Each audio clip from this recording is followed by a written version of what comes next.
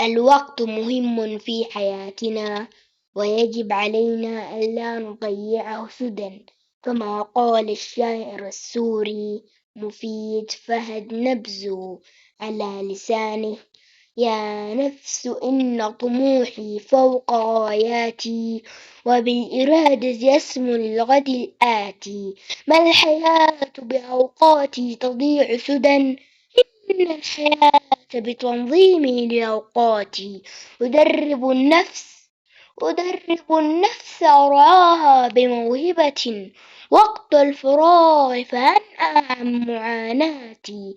إن الهواية تغنيني وترفدني، ذوقا وحسا فيحلو الطبع في ذاتي. وبالتفوق يعلو المرء منزلة بين الجميع ويزهو بالشهادات.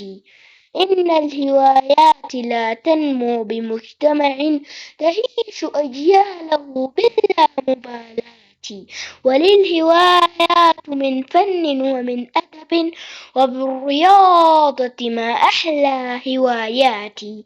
إن هاج في مركبي بحر الحياة فما غير الهواية للميناء مرساتي. يا نفس إني بما أقوى لمبتعد عما يضر بأفعال وعادات. يا نفس إني وحيد دون موهبة، وبالهواية ما أغنى صداقاتي.